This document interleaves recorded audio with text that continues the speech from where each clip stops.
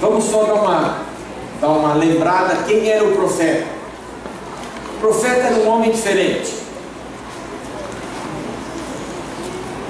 Nós, pastores, não somos da linhagem sacerdotal.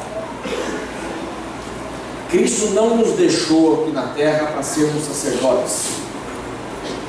O termo sacerdócio tomou uma configuração completamente diferente daquela do sacerdote que a gente conhece, da arca, do templo, daquela época.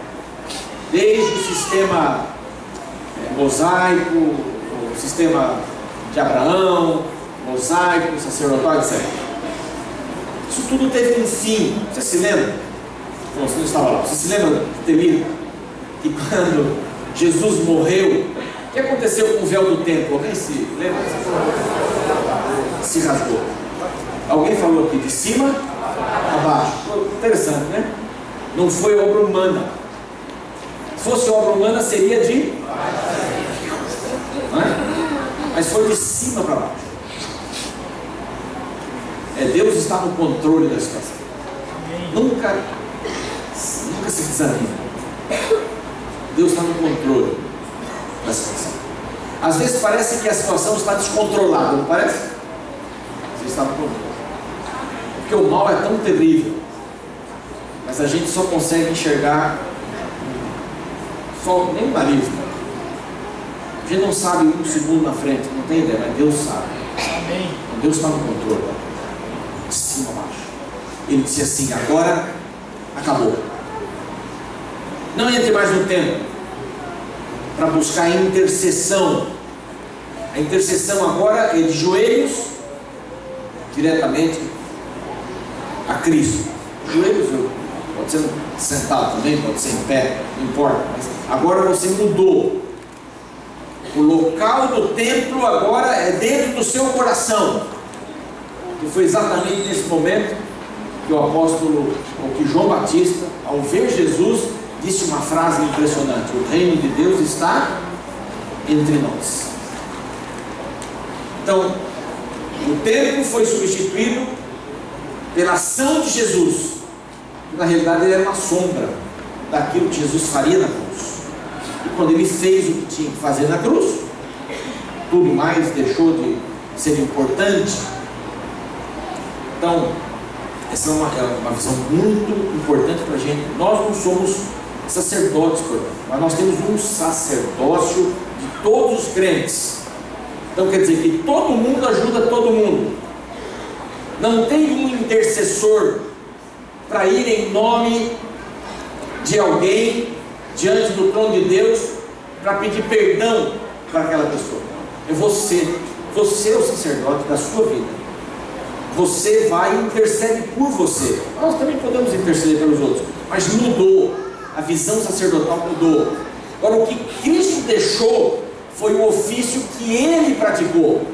Qual foi o ofício que Jesus praticou enquanto esteve na terra? Não foi de marcenaria, né? O ofício missional de Jesus.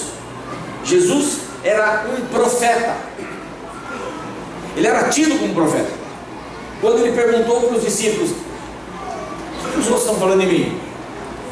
Estão dizendo que você é Elias, profeta. Só falaram profetas, porque ele era um profeta.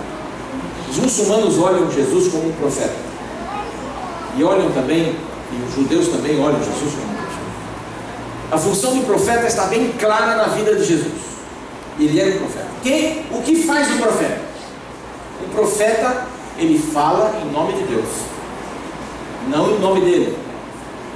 Não, em nome de Deus. E quando ele fala, eu ontem vi uma foto que me mandaram muito interessante. Nós, servindo aos jovens, estamos na contramão do mundo. E aí com a placa de contramão. E a placa era para baixo, né? Proibido descer. Vamos subir. Muita gente vive na contramão do mundo. Por quê? O que viver na contramão do mundo? É namorar sem ter relação sexual antes de casar. Isso é viver na contramão do mundo. É fazer um negócio negócio comercial, sem mentira. Isso é contramão do mundo. Meu filho mexe um pouco com exportação e importação, me conta aquela coisa tremendo. Que país é esse? Exporta os mais caros do mundo. Coisa impressionante. Mas não é sobre isso que ele me conta, é outra coisa. Mentira para conseguir uma remuneração maior do que a... Quando alguns vendem o carro um valor bem maior do que ele valia, a gente fica feliz que achamos um trouxa para comprar o carro. Um camarada uma vez falou assim: pastor, o senhor não sabe vender carro, eu tenho que me ensinar. O senhor já perdeu muito dinheiro com essas trocas que o senhor viu fazendo de carro. Quando o senhor vai vender um carro, o senhor não fala nada. Deixa a pessoa perguntar, e quando ela pergunta, o senhor diz assim: eu não sei, eu não sou mecânico, o carro está aí, dá uma olhada, quer trazer alguém, traz alguém. Pode ser uma coisa até razoável, né? Mas por que eu vou vender um carro assim, se eu sei de alguma coisa? Quando o senhor estiver comprando um carro, põe defeito em tudo. Fala que o motor está rajando, esse carro foi batido. Qual o carro não é batido aqui? Coisinha sem tempo. Desvaloriza o carro. Quando o senhor estiver vendendo, valoriza. Isso é um negócio, né? O mundo comercial é assim, não para o cristão. O cristão, ele tem que se orgulhar em ser o roubado e não o ladrão. Estamos na contramão do mundo. Quem é o profeta? O profeta é o que se levanta contra a maré. Ele se levanta contra as coisas que viraram comuns. Esse é o profeta de Deus. E ali estava Acabe, que se casou com quem? Jezabel, que era filha de um sacerdote de Baal, que era rei dos Sidônios e sacerdote de Baal. Então ela era filha de pastor, né? Ela devia frequentar os acampamentos de Baal, o coral de Baal. Ela devia ter o seu círculo de amizades e pessoas que adoravam Baal. Como é que era a adoração de Baal? Tinha de várias maneiras, mas Baal era o deus da fertilidade, da fertilização. Era o deus da vida. Em a natureza era o deus que fazia chover, o deus que fazia as estações, a época certa, a sementeira. Esse era o deus Baal. Na época das pessoas, no âmbito das pessoas, ele é quem patrocinava a fertilidade das pessoas, a fertilização, o nascimento das crianças. Então o sexo estava relacionado com esse Deus. E em muitos lugares eles armavam altares, especialmente nas montanhas. O Monte Tabor era um desses montes, onde Jesus apareceu lá, se transfigurou com os discípulos. E nesses lugares eles tinham sacerdotes e sacerdotisas que mantinham relações sexuais com os adoradores. Por isso que o salmista olha para cima e diz assim: eleva os meus olhos para os montes, de onde me virá o socorro. Por quê? Porque as pessoas, os filhos de Deus, os judeus, os hebreus, que tinham uma história ligada a Deus, estavam subindo nos montes. Aí você pode imaginar uma porção de coisas. Filhos e filhas de Deus hoje, buscando prazeres, buscando satisfação, buscando uma religião mais confortável, buscando uma religião mais conveniente, mais prazerosa. Estão subindo a montanha. E nós somos profetas. E todo filho de Deus hoje também é um profeta. Olha para os montes e tem que ficar inconformado. De onde me virá o socorro? E Elias era um inconformado. E Deus lhe dera várias revelações. E essa do capítulo 18 era assim: vai lá diante do rei e diz que porque ele fez tantos pecados, não vai chover. Bom, ele estava falando para alguém casado que já tinha feito até um templo para Baal. A Bíblia diz que Acabe fez um templo para Baal e se ajoelhou diante da estátua de Baal. Ora, o rei fazendo isso, qual é a mensagem que ele dá para o povo? Vamos fazer, gente. Vamos subir os morros. Vamos lá. Vamos subir as montanhas. Por isso que o Monte Tabor era considerado um monte maldito. E Foi lá que Jesus fez uma das maiores, lindas coisas, trazendo Moisés, trazendo Elias, coisa linda. A Bíblia é toda tramada, viu? Toda ligada. Aí está Elias. Quando ele disse isso para o rei, ele teve que fugir, porque a mulher do rei queria matar. Imagina, quem manda a chuva é Baal, que ele é o Deus da vida. Que besteira esse profeta, ele está insultando Baal, prendam-no. E Deus disse assim: Elias, cai fora. E ninguém achava Elias. Aparece Elias lá no ribeiro do Querite. Tinha um corvo das 3, um corvo das 9 e outro corvo das 3. Traziam comida para ele. E ele bebia água do ribeiro. E não choveu. Não choveu, não choveu, não choveu, não choveu. E essa mulher ficou desesperada. Quem encontrar Elias tem um prêmio. Todo mundo procurando Elias e ninguém achando ele. Por quê? Deus está no controle das coisas, de cima para baixo. Nunca esqueça disso. Deus está no controle. Amém. Mas a água do ribeiro acabou. Por quê? Porque Deus disse assim, queria dizer assim: aqui não é o céu, então aqui tem problema, a água vai acabar. Mas eu estou no controle. Sai daí, vai lá para cima, anda um bocado. A região de Sarepta, ou Serepta, lá em cima você vai encontrar uma mulher viúva. Vai lá, diz para ela que ela deve servir você comida, bebida, até eu mandar. E ele viu a mulher catando lenha, ia fazer um foguinho, ia pegar a sua panela de farinha, misturar um pouquinho de azeite ali, ia fazer um bolinho, ela ia comer, o seu filho, e iam esperar a morte, que era o último tanto de azeite, o último tanto de farinha. Quando ele chegou, ela disse: mulher, o que a senhora vai fazer? Eu vou fazer isso aqui para a gente comer. Então faz, me dá primeiro e depois a senhora come com o seu filho. Mas o senhor não está entendendo, amiga, é a última coisa. Mas faça isso que Deus vai manter você. E ela fez. Morrer 5 minutos a mais ou menos, para ela talvez não fizesse muita diferença. À tarde, Elias disse assim: senhora, o jantar? Ela disse: não tem mais nada, as panelas estão vazias, pode ir lá, alguma coisa vai acontecer. Deus disse que ia faltar. E ela disse: amigo, já falei para você, agora vou mostrar, a panela está cheia. Então faça para a senhora, seu filho, para mim. E ele dormia no quartinho do fundo, não faltava. De jejum, senhora, o senhor só pensa em se alimentar? Tinha lá. Almoço, ela foi 5 minutos antes, dar uma olhadinha, não tinha nada. Quando o profeta disse, ela abriu e estava lá. À tarde, de manhã, meio-dia, à noite, não faltou. Aí Deus disse assim: Elias, agora sai daí, vai para lá, agora vai falar com o rei. Ele foi. Encontrou Obadias, o profeta, que guardou 50 profetas, né? 50, ele guardava numa caverna, escondia, porque Deus está no controle. Amém. Aí o profeta foi buscar Acabe apareceu e disse assim: você é o perturbador de Israel. O profeta é um perturbador, porque ele fala no sentido do contrário.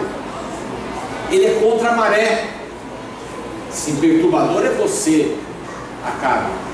Vai lá, junta os seus profetas lá no Monte Carmelo. Monte Carmelo. Sobe lá, me espera, leva água, leva uns cordeiros. Você vai ver quem é que manda a chuva. Subiram o Monte Carmelo. Estavam lá 450 profetas de Baal. E Astarote também. É um monte de Deus. A mulher não foi, mas ela deu o recado: acabem com esse homem. O que ele falou lá no Monte Carmelo? Façam um altar, coloquem um cordeiro, orem e peçam para Baal mandar o fogo para consumir. Era o Deus da chuva, era o Deus do calor. Não choveu, agora manda fogo. E eles ficaram até meio-dia fazendo isso. Rasgavam o corpo, cortavam E Elias, o profeta também tem um senso de humor, né? Grita mais alto, quem sabe o Baal está ocupado, né? Está no banheiro, alguma coisa, grita mais alto. Aí lá pela 1 da tarde, agora chega, agora é a vez de Jeová. Colocou as pedras, colocou o animal, fez uma vala, ninguém entendia porque ele estava na vala, e disse: cadê a água que eu pedi? Olha, foi muito rara, ela está barrenta, pode trazer, joga em cima, joga mais, aquele escorreu na vala. Aí Elias se ajoelhou e disse assim: Senhor, agora é todas. Como Deus estava no controle, desceu o fogo do céu. O fogo do céu desceu de cima para baixo. Deus estava no controle. Beleza. O povo se ajoelhou diante de Deus. O que nós vamos fazer agora? Olha onde nós estamos. Olha a nossa desconfiança do Deus Jeová. Nós acreditamos em Baal. O que vão fazer com esses profetas? Pode matá-los. Eles mataram todos. Agora ele disse para Acabe: vai para casa que vai chover. Não tinha uma nuvem. Acabe foi embora. Ele foi no cantinho, orou 7 vezes. É interessante. Deus está no controle, não podia ser da primeira vez? 7 vezes. Muitas vezes nós temos que dizer para Deus que nós confiamos nele. Se ele tivesse desistido na 5ª vez, não haveria chuva. Qual é a vez que a gente costuma desistir? Ele foi até a 7ª vez e oraria mais. Ele confiava em Deus, que dava o corpo das 9, o corpo das 3, que não faltava azeite, não faltava farinha. 7ª vez começou a chover. Na realidade ele alcançou Acabe, foram juntos. E ele deixou Acabe entrar no palácio. Acabe parecia uma criança, deve ter chegado perto da sua esposa. Querida, está chovendo. Ela disse: graças a Baal. Está chovendo? Não, graças a Deus. Elias orou e fez cair fogo do céu. E depois foi orar e choveu. Você está brincando? Cadê meus profetas? Estão mortos. Vamos matar Elias. Você está ficando tonto, homem. Ele está zombando do nosso Deus. E ela botou todos os guardas correndo atrás dele. Elias soube disso e saiu correndo. Ai, Deus está no controle. Mas muitas vezes a gente sai correndo. E ele foi para onde? Para o deserto. É para lá que a gente vai quando acha que Deus não está no controle. Para o deserto. O deserto não tem nada. Só tem a nossa mágoa. O deserto não tem solução para a nossa mágoa. Não tem alimento para a nossa vida, não tem água para nos refrigerar, nos refrescar. Deserto. Mas o anjo do Senhor foi atrás do deserto. Por quê? Porque Deus está. Tem sempre um anjo que vai atrás da gente. Quando ele chegou ali, disse assim: Elias, come essa comida aqui, porque você vai precisar dela. E Elias comeu. E acordou de novo Elias e falou: Elias, acorda, come mais um pouco, você vai precisar dessa comida. Mas que coisa, comeu, dormiu, come mais, ele come mais, que coisa. Você vai precisar dessa comida porque você vai andar 40 dias aqui. Você vai ficar no deserto um bom tempo.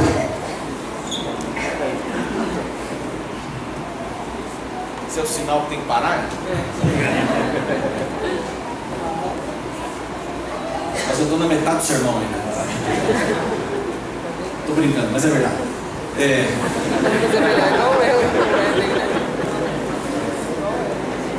Elias correu 40 dias sem comer. É um desespero.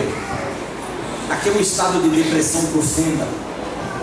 Quando você começa a estudar essa história de Elias, você percebe que ele estava em depressão.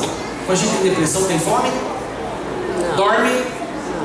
Não. Elias passou por tudo isso. Não tinha fome. E estava correndo. Estava correndo e chegou num monte.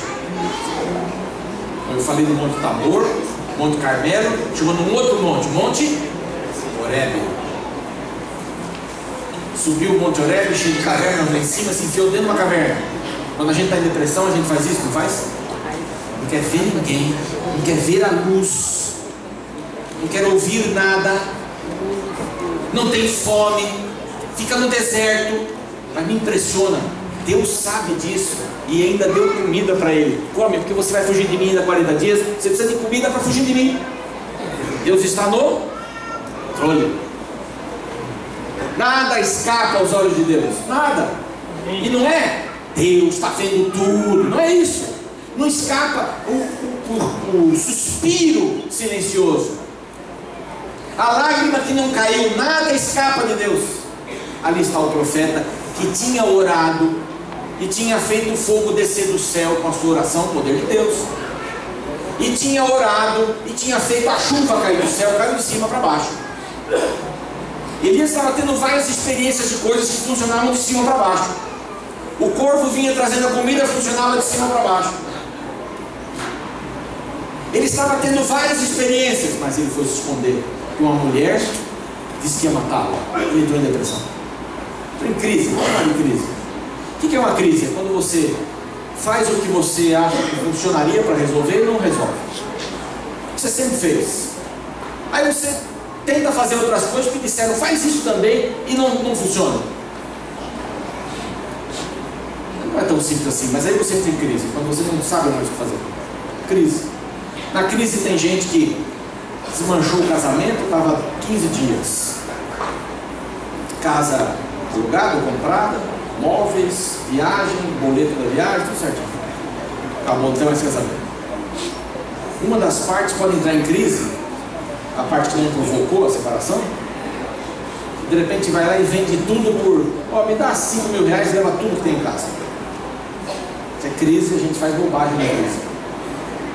O apartamento vale 200 mil, dá por 120 aí para vender logo. Crise. A crise faz a gente fazer coisas erradas. Quem está em crise começa a discutir os grandes temas da vida. Os grandes princípios, dogmas, ficam na balança da discussão, da interrogação. Os discípulos estavam com medo, entraram em crise, barquinho para lá, para cá, Jesus vem andando em cima da água, eles olham e dizem, é um fantasma! Eles não acreditavam no fantasma. Mas na crise a gente acaba acreditando em algumas coisas que a gente não acreditava. Então, conselho, se alguém está em crise, não tome nenhuma decisão. Espere. Oriente-se. E só depois navegue. Calma. Elias estava lá. Eu devia ter morrido. Quem está em crise fala isso? Eu não deveria ter nascido. Senhor, tira a minha vida. Era melhor se eu morresse agora, para não ver o que vai acontecer. Crise. Se você está numa crise profunda, procura um médico, um psiquiatra ou um psicólogo. Não tenha medo. Isso não é antibíblico. Não, Deus vai curar. Deus pode curar, mas o reino ainda não chegou. Então vai ter gente doente. Às vezes é problema de química na cabeça, enzima, sei lá. Eu tomo remédio. O remédio cura. Um bom psicólogo, um bom psiquiatra são ferramentas espetaculares que Deus tem na terra. E ele ficou ali, eu vou morrer, eu vou morrer, eu vou morrer. E a Bíblia é forrada. Primeiro veio o quê? Um vento. É isso que a Bíblia diz? Vento, eu sempre faço uma confusão com os três. Vento, terremoto e fogo. O vento é por último? O vento é a brisa, exatamente. Obrigado. Eu só queria ver se o senhor estava realmente. É isso não. Mas veio o terremoto primeiro, depois veio o fogo, depois veio o vento. Terremoto, Senhor, obrigado. Você vai acabar com a minha vida, acaba logo, abre um buraco, eu caio lá dentro. Não é isso que a gente quer na crise, que abre um buraco, Senhor, abre um buraco agora. Eu quero enfiar minha cabeça lá embaixo. Quem que põe a cabeça é a avestruz? Não estou com medo, pô. Só fica com o corpão todo fora. Tem lógica isso? A cabeça dele tem. Mas a gente faz isso na crise. Já viu criança que vamos brincar de esconder? Vamos, ela fecha os olhos. E se ela não se vê, ela acha que os outros também não estão vendo. E nós somos esse tipo de criança quando estamos diante dos problemas. Fecha os olhos. Ufa, ainda bem que passou. Vem o fogo. Ah, Senhor, vou morrer queimado, tá tudo certo. Fogo lá no Carmelo, fogo aqui, tá uma beleza. Queima, Senhor. Não aconteceu nada. Aí vem um vento, uma brisa. Suave, Deus falou na brisa. Disse, Elias, o que você está fazendo aí? Elias, Monte Carmelo. Elias, vasilha de farinha. Elias, Corvo. Sabe que nada dessas coisas mantém a fé da gente? Sabe que os milagres não mantêm a fé da gente? Muita gente quer ver um milagre para manter a fé, não vai manter. O povo de Israel, o mar se abriu. Ali os dias já estavam dizendo assim: ah, que porcaria, só comer maná, está ficando enjoativo. Não tinha comida, começou a cair maná, abriu o mar vermelho. Aí vem aquelas águas. Isso mesmo, irmão. Isso. Eu preciso de um fonoaudiólogo. Mas Senhor, tem água, está amarga. Senhor, sol, põe a nuvem. Escuridão, põe a coluna de fogo. O povo não fica feliz. Milagres nunca vão ser usados por Deus para manter a fé de ninguém. Ele teve o corvo, teve a vasilha, ele teve um monte. Não mantém a fé de ninguém. O que mantém a fé de alguém é a proximidade com o Senhor Jesus. E o que disse Deus para Elias? Sai para fora, vem aqui. Sai, Elias. Aí não é o seu lugar. Vem para fora. Confia em mim, que ainda vai acontecer uma coisa boa na sua vida. Eu tenho ainda uma coisa para você. Ó, saiu dali, a mulher morreu lá, etc. Tal. Elias chegou a hora dele ir embora e disse assim: Elias, prepara um substituto. Ele preparou quem? Eliseu. Aí um dia eles estavam falando com Eliseu, falando: Eliseu, eu vou embora, Deus está preparando alguma coisa para mim. Aí vem uma carruagem de fogo, diz a Bíblia. E Elias desaparece com aquilo. Olha o que Deus estava preparando para Elias. E Ele está preparando uma carruagem para cada um de nós. Amém. Não agora, o reino ainda não veio, mas já está aqui. Nós podemos ter respingos do reino.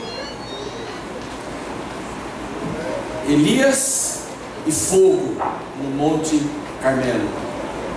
Elias, terremoto, fogo, que foi a única coisa física, né? E vento no Monte Horebe. O que mudou?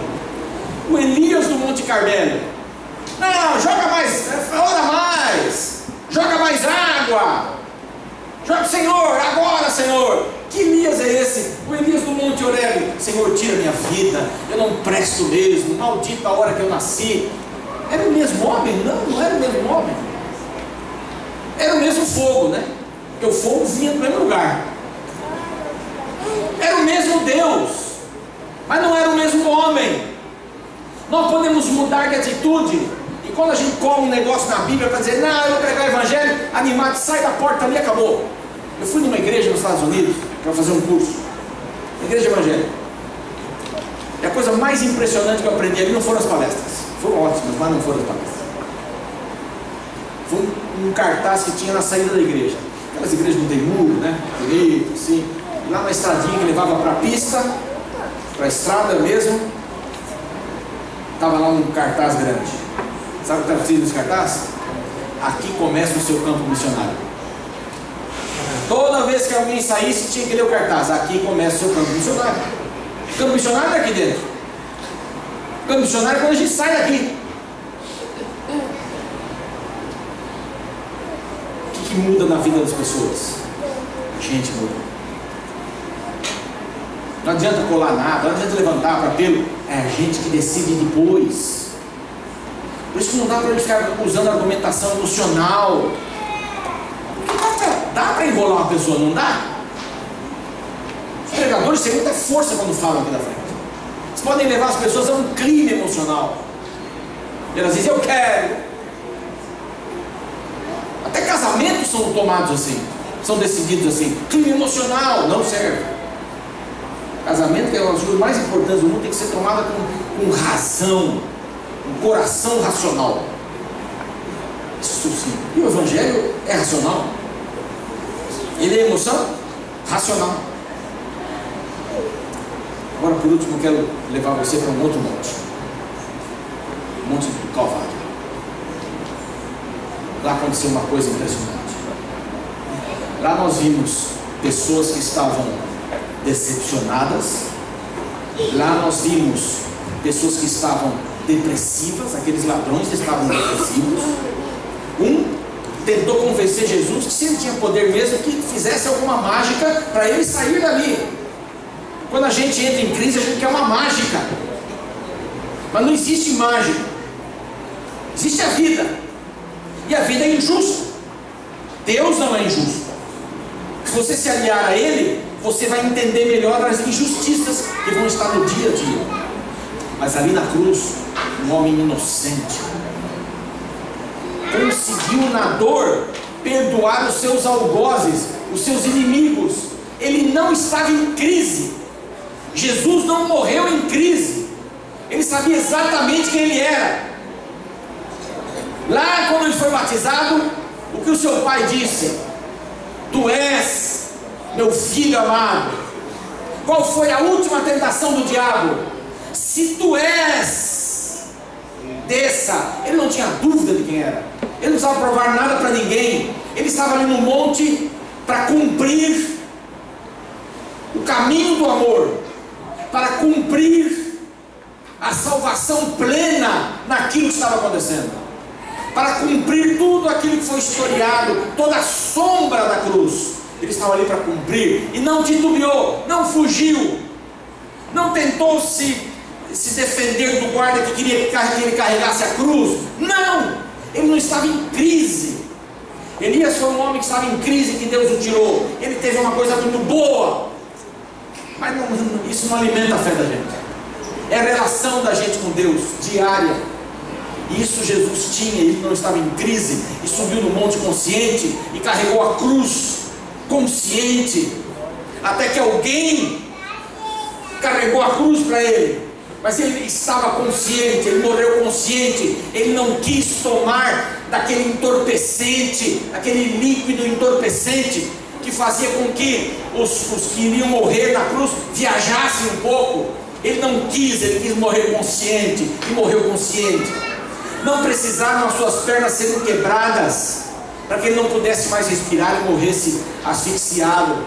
Ele morreu do coração, ele morreu de amor, ele morreu de paixão, ele morreu consciente, sem crise. Nós temos um Deus que nos ama, veio à terra, sujou seus pés de pó, carregou uma cruz e morreu sem crise. Ele não morreu pensando assim: droga, agora eu tenho que morrer por esse povo mal criado.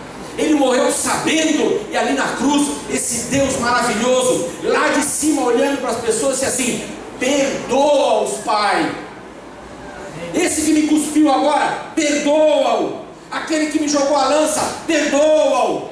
Aquele que enterrou a coroa na minha cabeça de espinhos, perdoa-o. Perdoa aquela mulher adúltera, Senhor. Perdoa aquele homem mentiroso, aquele que está traindo a sua esposa. Perdoa aquele que sonega impostos. Perdoa, Pai, e muda essas vidas. Ninguém consegue viver só com esse perdão de Deus se não tiver uma relação com Ele, para Ele ter efeito na vida.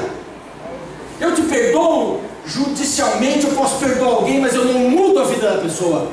Quando Cristo perdoa com a sua graça, Ele é capaz, se essa pessoa tiver vontade, de mudar, de transformar a vida do maior pecador. Você crê nisso?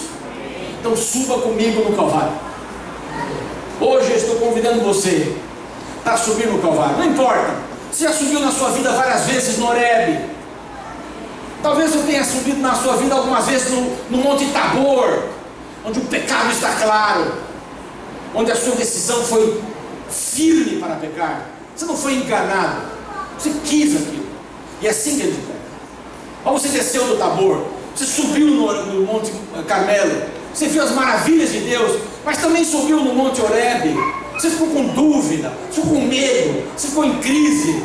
Mas definitivamente eu convido você para sair de onde você estiver, para subir no Monte do Calvário, no Gólgota, e ficar ao lado da cruz. A cruz é o lugar onde o fogo já passou. Nós estávamos na África, sequestrados com os guerrilheiros, muita seca, o fogo pegava assim de repente na mata, 6 meses não chove, e estávamos diante de um fato desse. O fogo estava vindo na nossa direção, o vento era forte, e um soldado, um guerrilheiro, tirou do bolso um isqueiro que eles fazem com carvão e chifre de boi, e fecham ali com um pouco de raspa de árvore. Ele tirou aquilo, girou, jogou no chão, e eu fiquei pensando assim: é louco, agora nós vamos morrer mais depressa. Ele disse: se afaste daqui. Nos afastamos, e e o vento levou aquele fogo. E ele disse: agora vamos para cá. E fomos para o lugar onde estava queimado. O fogo da frente veio e passou bem largo. E ele disse, olhando para mim, ele me disse, olhando, sorrindo: o fogo não passa duas vezes no mesmo lugar. A cruz é o lugar onde o fogo já passou. Então, meu convite para você: vamos subir. Vou convidar as meninas para que elas subam também, para que elas se preparem, porque esse é um dia muito especial na vida delas, e é um dia na nossa vida também. Há pessoas aqui que precisam tomar essa decisão de subir. Hoje podemos dizer que subir através do batismo, só que elas não vão ser batizadas hoje, vão tomar a maior decisão da vida. Eu quero me batizar, eu quero servir ao Senhor, eu quero ser um profeta, uma profetisa, para remar contra a maré, para não ter aquilo que as pessoas têm e chamam de felicidade, e que não passa de uma noite, de novo, que não passa de uma noite. Não é isso que eu quero felicidade com F maiúsculo, não a relativa, mas a absoluta, e essa eu consigo no Monte Calvário. Amém. Pastor Dario vai batizá-las agora. Que momento especial. Se as famílias quiserem vir aqui à frente, podem vir, ficando num cantinho aqui para verem de perto.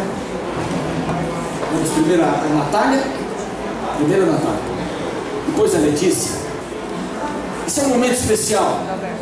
Eu imagino, as coisas no céu acontecem de cima para baixo, né? E Deus operou no coração dessas pessoas. Não importa o que elas fizeram no passado, está arriscado, está anulado. Agora é uma nova vida. Não no momento do batismo isso acontece na decisão delas. E eu quero convidar você para tomar a maior decisão da sua vida. Quero que você vá pensando, e no final do batismo eu vou convidar você para vir aqui à frente. Você que está se preparando para o batismo, você está estudando a Bíblia, ou você que quer subir um monte, independente do batismo. Você estava afastado de Cristo, não importa, agora é hora de voltar, é hora de subir. Não importa que monte você esteja, Tabor, Carmelo, Horebe, é importante agora subir no Calvário. Pastor, nós temos a alegria de... Sim, apenas temos a alegria de ter o Guilherme. Vem aqui, Guilherme. O Guilherme casou com uma adventista, ele está se preparando para o batismo. Amém. Não tem jeito. Vem aqui, Guilherme, fica aqui em cima perto das flores. Um filho bonito, no colo. Como é que chama o bebê? Miguel. Uau, Miguel. Os irmãos em Copoluva que acompanharam a Natália, por favor, já fica, aproveita, já fica para a Letícia também. Só deixa um vão aqui para a igreja poder assistir. Mas aos lados aqui os irmãos podem vir.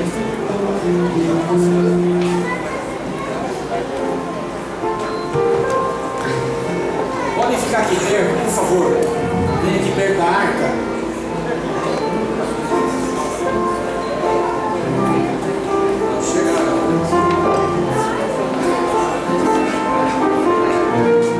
Pode ficar aqui do lado do Miguel. Muito bem. Prezada Natália, estamos muito felizes com a sua decisão.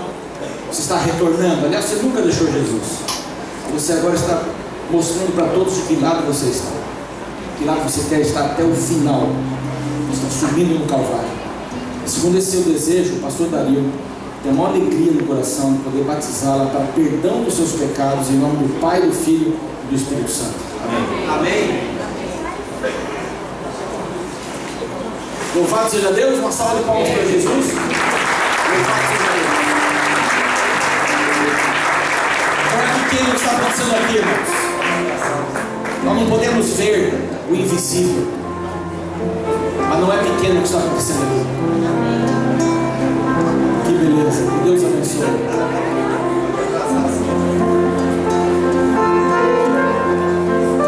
Isso, abraça bem molhado, molha esse povo.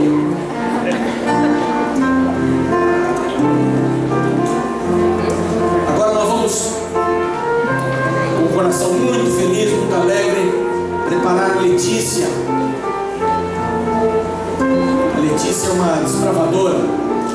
Queria saber se o clube Parabéns, Shekinah, pode chegar junto aí para dar apoio. Pode entrar por aqui, ó. Ficar aqui na plataforma, bem pertinho para vê-los. para o clube, para a família, para a igreja. Vou pedir que os outros fiquem aqui no cantinho para ver, tá? Pode ficar aqui? Isso, aqui é bem.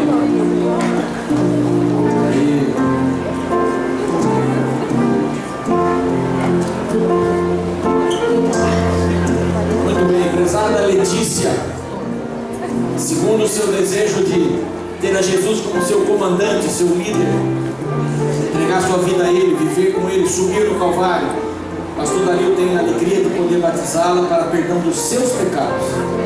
Em nome do Pai, do Filho, do Espírito Santo. Amém.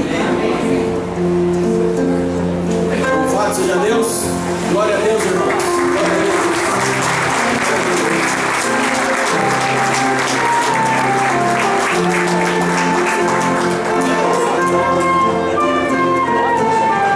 Enquanto ela é cumprimentada,